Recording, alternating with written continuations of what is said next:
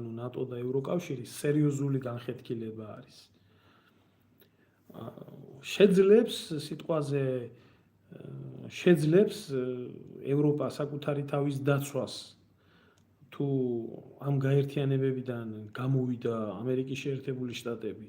ეს კიდე ცალკე საკითხავია. განხეთქილება რო არის ამ გაერთიანებაში ტრამპის განცხადებებიდანაც ჩანს, იმიტომ რომ ამერიკა პირდაპირ ემუქრება ნატოს წევრ ქვეყანას გადაყლაპვით და მეორე ნატოს წევრ ქვეყანას ტერიტორიების წართმევით და მსგავსი რაღაცები თუ ალიანსის შიგნით მოხდება, საერთოდ ალიანსის არსებობა როგორც ასეთი კითხვის ნიშნის ქვეშ დადგება და საერთოდ აზრი არ ექნება, იმიტომ რომ ალიანსი იმისთვის იყო შექმნილი, რომ თავი დაეცვა მის წევრ ქვეყნებს და თუ კი ისინი ვერ ახერხებენ ერთმანეთისგან თავის დაცვას, აუცილებლად მოხდება ამ გაერთიანების დაშლა, რომელი გაერთიანების დაშლაც აწყობდა ყველაზე მეტად ვის? რუსეთს. ვის ინტერესებშიც იყო ეს ყველაფერი. აწყობდა და სხვათა შორის ვერ ვიტყვი იმას, რომ უსამართლოდ აწყობდა, იმიტომ რომ ამ ხელა ქვეყანას, რომელსაც თავისი საზღვრები აქვს ბალტიიდან წყნარ ოკეანემდე, აქვს თავის უსაფრთხოების საკითხების დასმის ამბავი და ნეტა თავის დროზე რო გადაწყვეტილიყო ეგ ყველაფერი, მე ყოველთვის ვამბობდი იმას, რომ ვინმეს არ გაეცინოს, მაგრამ საქართველოს აუცილებლად გახდება ნატოს წევრი, მხოლოდ და მხოლოდ მას შემდეგ, როდესაც რუსეთი გახდება ნატოს წევრი თქო.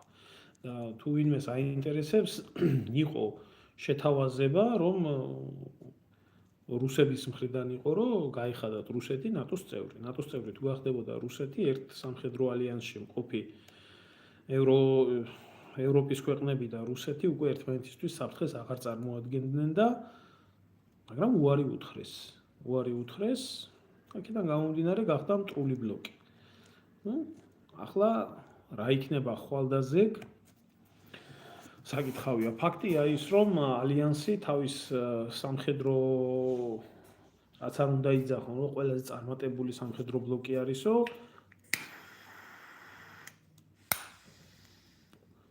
პოლიტიკური თვალსაზრისით ცივი ომის დროს ნამდვილად შეასრულა ნატომ თავისი მისია და მოახერხა შეჩერება კომუნისტური გავლენის, მაგრამ აი ცივი ომის დასრულების შემდეგ ნატოს წარმატებები ცოტა სასაცილო არის, იმიტომ რომ ერთადერთხელ მოხდა ამ ალიანსის მეხუთე პუნქტის გამოყენება, როდესაც ავღანეთში შეიჭრა ამერიკის შეერთებული შტატები და იქედან როგორ სამარცხვინოდ იქნენ გამოქცეული, ეს ყველა ვიხილეთ.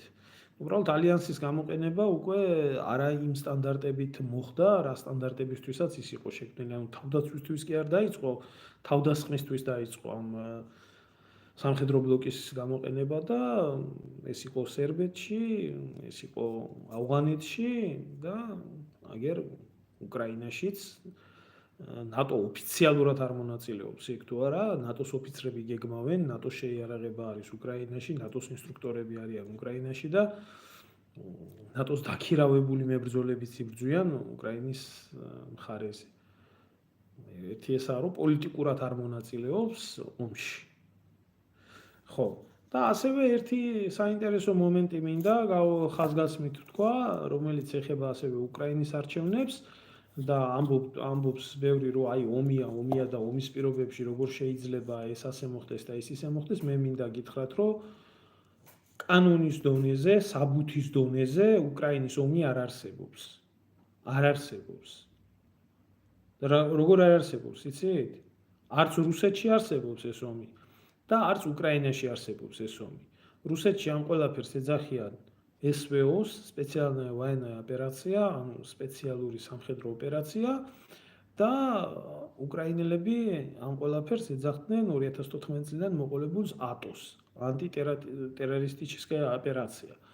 ასე რომ ომი როგორც ასეთი კიდეც რომ იყოს კონსტიტუციაში დაშვებული რომ იყოს. აქედან გამომდინარე მაინც არ არსებობს თქვენ წარმოიდგინეთ რეალურად უკრაინის და რუსეთის საკანონმდებლო ბაზებში.